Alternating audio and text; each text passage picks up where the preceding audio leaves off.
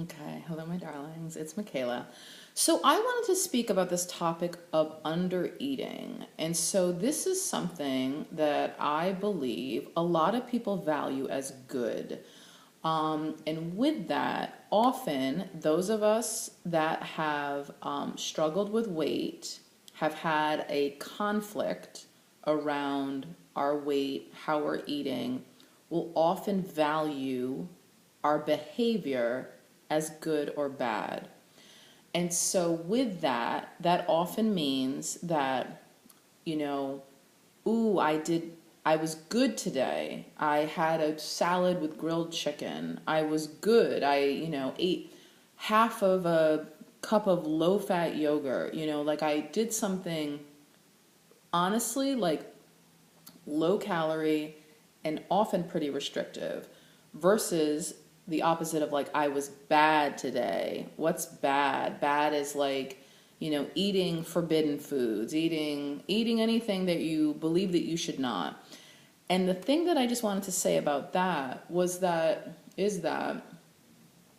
that thinking keeps us in a similar place that often keeps us doing the same things.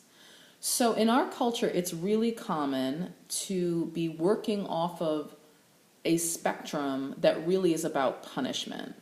And so it's either punishment for the sake of self-harm or punishment in the name of betterment.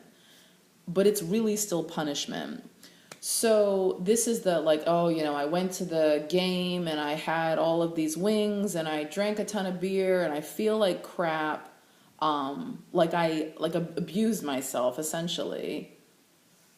And then what people tend to do is they flip to the other side of extreme restriction. I was good. I only had water and some cucumbers this afternoon, and just thinking like, what is this?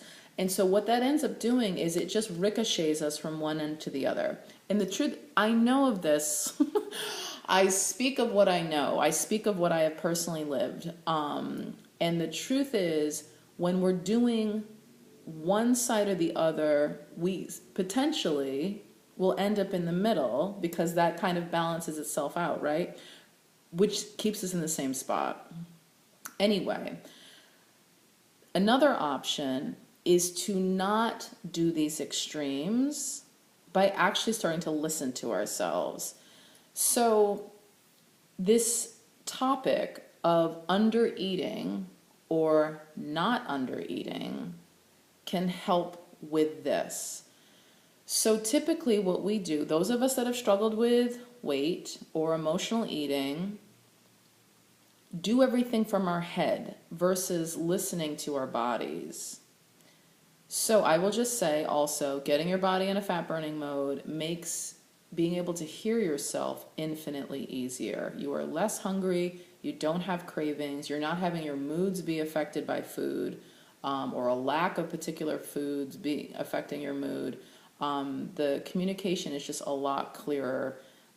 It's a lot easier to hear yourself, and it's a lot easier to honor yourself because you're not feeling this urgency. The fuel supply that you have is longer lasting, and you're not feeling like you're suddenly like submerged in water or subterranean when your blood sugar goes down, because that's not really happening.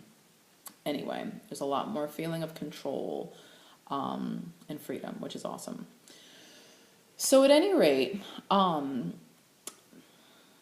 so long ago, my situation was the same, which was I'm listening to something outside of myself versus my actual body.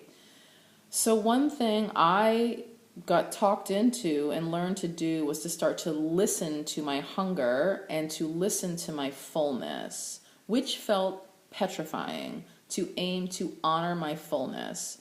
In the land before time, I knew what it felt like to either to be hungry and then to eat and just to not be hungry, just to kind of take the edge off, or I knew how to be absolutely stuffed, super uncomfortable, regretfully so.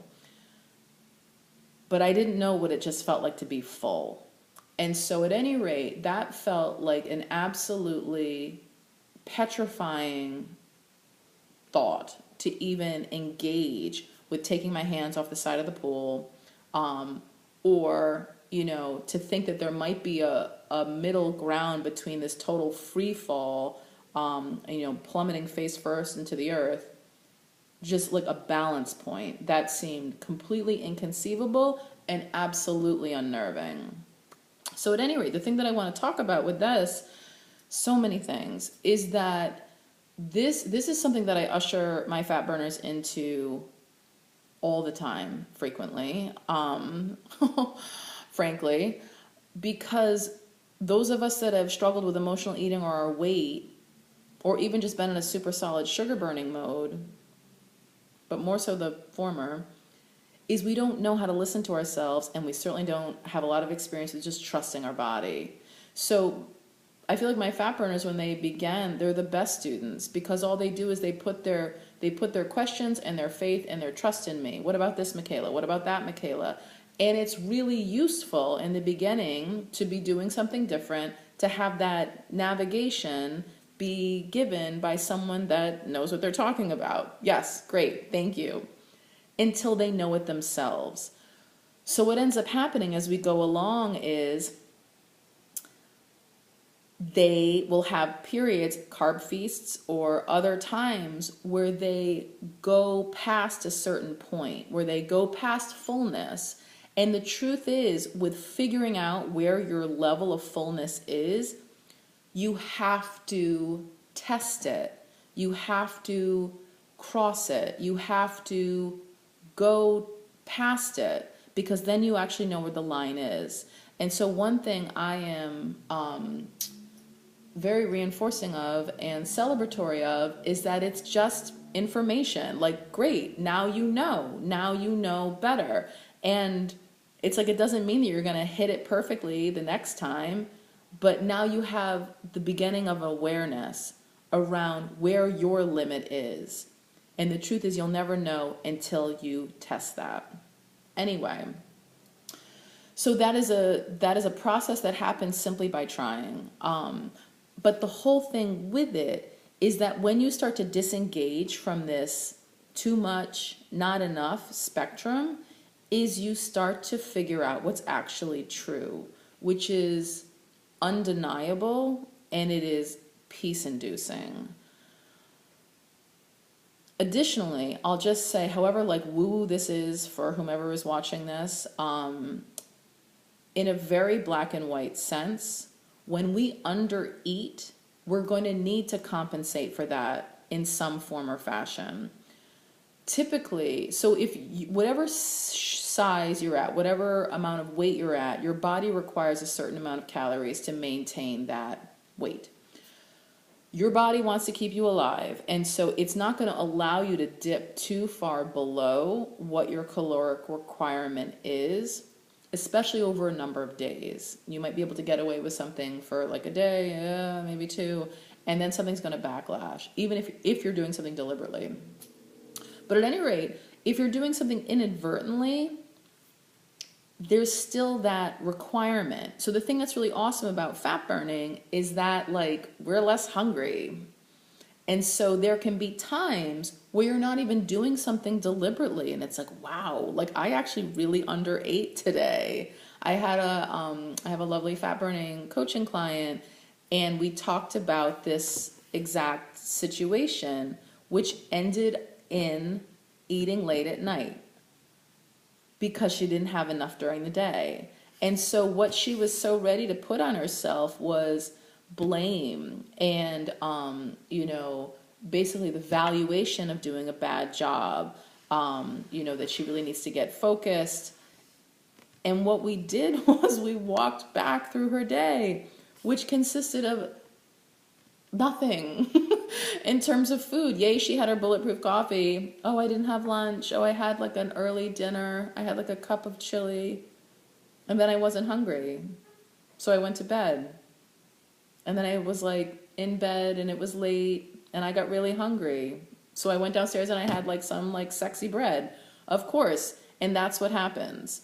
And so at any rate, I can relate to this. I did this the other day, and I knew, like, oh, this really isn't quite enough, but it's kind of good to eat less, right? Like it's better to eat less than to eat more. And the truth is that's not always true. And so I say to you that if you're someone that has valued way under eating and also experienced the negative repercussions of this boomerang hunger because your body's like, what the hell is this? I need more today. I'm going to get it now at your weakest moment. I'm going to rouse you from bed and make you eat some sexy carbohydrate. Please know that the way to prevent that, because that's like the least ideal situation, right? To eat super late and to eat shit that you didn't really want to eat in the first place. The way to prevent that is to undeniably get full. And so that can feel like a totally unnerving thing to do, but it's the way to get off of this crazy train, this crazy spectrum of punishment, where now shit, now I just like overate late at night, now I want to reverse that crap and I'm going to restrict the next day. It can feel exhausting and maddening. And so the way away from that is to start to listen to you and get undeniably full. We're not talking about like Thanksgiving every goddamn day, but where it's like, I've had enough. And the only way to know where you are is to test it, is to cross that line, is to recognize like, damn it, like that was too much. Oh, that was enough. That was good. Okay. And so the more you do that, the more you practice, the more you actually recognize where that line is faster, more easily, and you develop that level of trust with your body and yourself. The relationship deepens, the communication is clearer, and you start to have, it's more seamless, it's less tricky or fraught with peril. It's more of an automatic thing to do. It's less of an afterthought, and you prevent the backlash at night and the backpedaling you wish to do the next day. All right? So I just wanted to put that on the table because I think that there's a lot of misconception around how to go about losing weight. And often people just want to like, you know, put the pack on their back about like restriction and less and harder work and being harder on themselves in it. And the truth is, if you actually really want to get off of the merry-go-round, the way out, I will say, the biological way out is to get into fat burning mode, which makes things infinitely simpler and your signals and communication with your body clearer, and then to actually start to honor yourself. Knowing what to eat, knowing how to keep your biology in a freaking solid and svelte place, and then listening to yourself and trusting that and trying and being gentle with yourself as you figure out exactly where things begin, where things end, and what feels best for you. All right? I think that's it. Anyway, I hope that was useful. If you want to know more about fat burning, the 5 parts to it, I would totally encourage you to click on the link in the description below. I made a point to attach that. If you want to know more about the program that I guide people through that gets their body out of a sugar burning mode and into a fat burning mode with a load of frickin' hand holding and compassion and grace, and talk about the emotional components that can drive people to eat, please check out Fat Burning Mastery below. It's a 5-week program and it's meant to be freeing and for life. That would be great. All right. If there's anything else you need, please be in touch. Thank you for your attention. Love to all.